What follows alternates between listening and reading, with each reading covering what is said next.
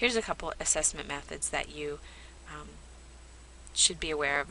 Vocabulary, anecdotal records showing child's behavior in certain situations, and that's helpful if you have that noted at all in a student's file for future teachers.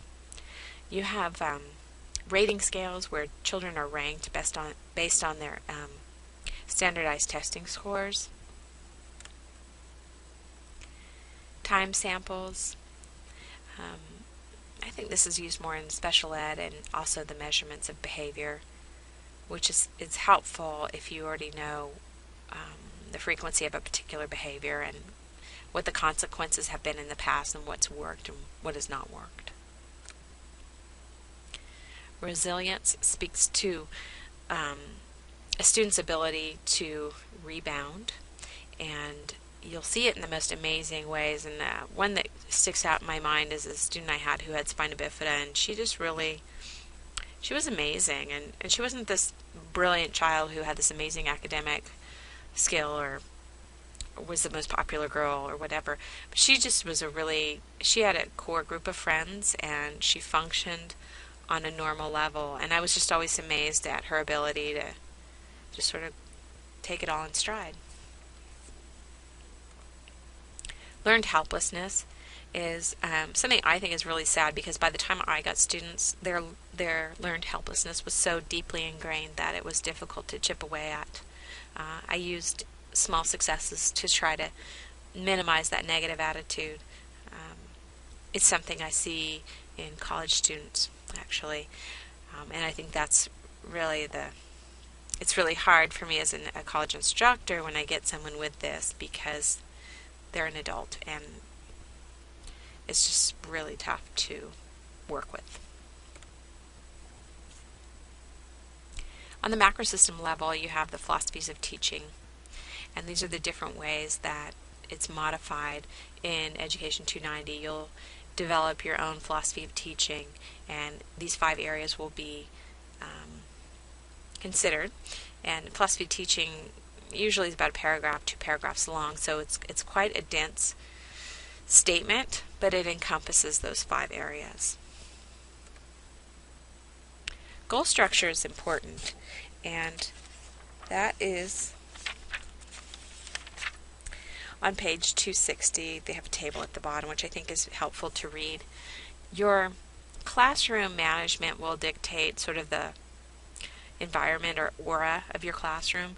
Each individual project or learning module that you create is probably going to fall in one of these 3 areas, and that will change that aura in your room, or that your vibe in the classroom. And so that's something to consider, because a cooperative vibe in a classroom is very different than a competitive one, and depending on the learning style of your students, or the type of students you have, or the age of the students that you have, these different goal structures, one may work better than another. And it also may be on a particular task that one works better than the other. As you're doing your lesson planning, you also want to keep in the back of your mind what outcome you're going to have as far as the goal structure, in addition to, adapting to learning styles and creating something fun and teaching it from lots of different the 4 learning style perspectives. Control and power. All right, so this one is on page 255, this graph or illustration. And I think it's really important to spend some time reading about the violence in families, especially if you don't personally have any experience with this kind of environment. If you grew up in Mayberry, which I sort of did, and I didn't realize how sheltered I was until I became a teacher and saw all the different ways people live, and realized that I kind of grew up in a bubble. My sister married a man who was physically abusive, and so during that time, thankfully it was short-lived, but we learned all about the different abuse styles, and I was able to take that to the classroom, and sort of once you've been exposed to it, you can pick it out in other people fairly quickly. You can pick out signs in students that they have a very authoritarian parent, possibly could be an abuse situation. And then when you meet the parent, you can sort of figure out which way, if that's maybe going on, or it'll also help you in how you approach that student, how you build a relationship with that student, and how you scaffold or prop up that student so they can learn better. I don't know, I guess it sounds sort of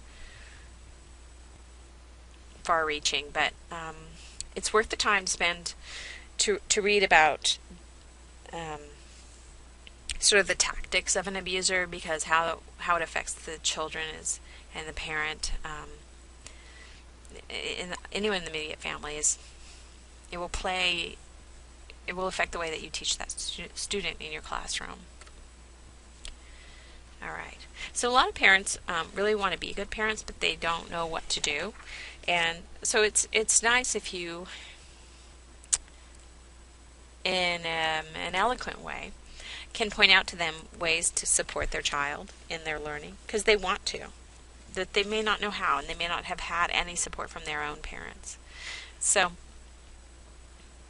health, nutrition, social, emotional factors, any of those that you can impart, and whether it's a newsletter at the beginning of the year, saying, hey, why don't you do this, or make sure breakfasts are important, or what have you.